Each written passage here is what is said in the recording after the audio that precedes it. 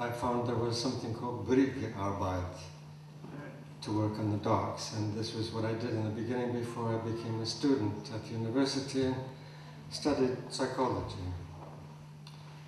This is a poem about that time.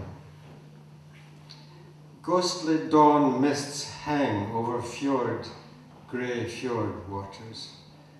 Our welcome on shore is terse and unsmiling.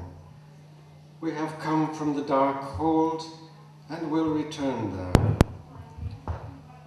If our fingers are numb and icy, even a cup of hot coffee is a shout from heaven. How glad I was to carry scrap iron from the hold.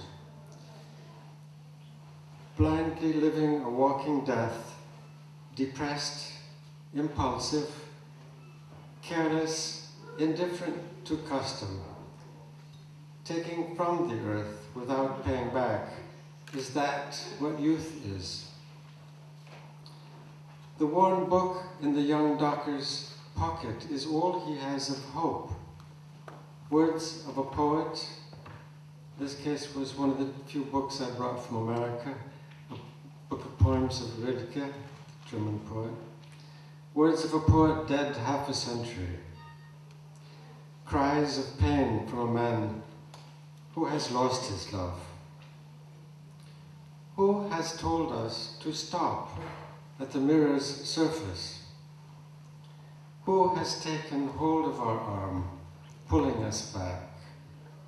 And why do we ignore the hand outstretched?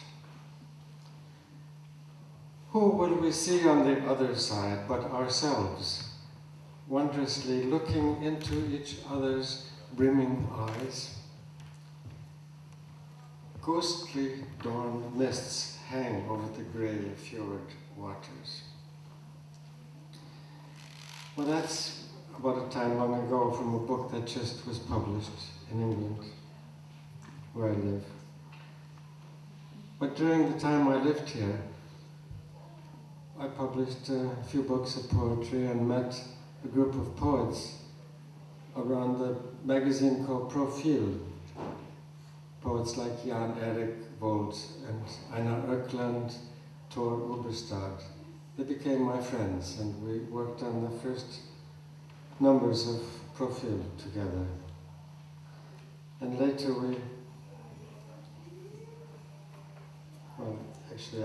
I wrote a poem called Summer in Grand Rapids, Michigan, USA, which is where I was from.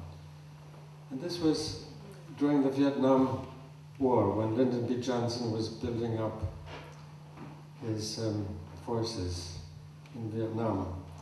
And it was a memory was a thought about my brother who was younger, and he was about ready to leave for the war.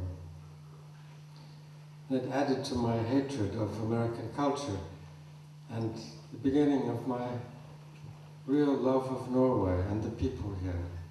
So many friends. I got married, I had a child, and really fell in love with Norway. But when I thought about America, I was thinking of things like this.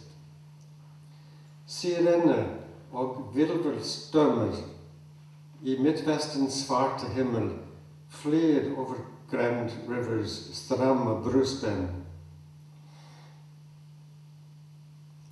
De fattige barn letter I gatene på Monroe Avenue efter sine mødre. Den rike står I nyslått gress og gluper på sine siamesiske katter. Min fars 49 Buick synker I gjørmen ved elvebredden. Nattsvømmere svirrer inn og ut av vinduene på den. Støtfangerne smuldrer I den gamle sangen fra myggene. I de skarpe vinduene fra Lake Michigan hører jeg hvordan beinene av døde indianer hulker, liksom reven, slangen og hauken har de folkene morgenen stiger ned og vekk. Håpløsheten hos den gamle fabrikkarbeideren. Min fars visne hender laget bibler I luften. De siste dagers tegn varsler den røde hines fremmarsj.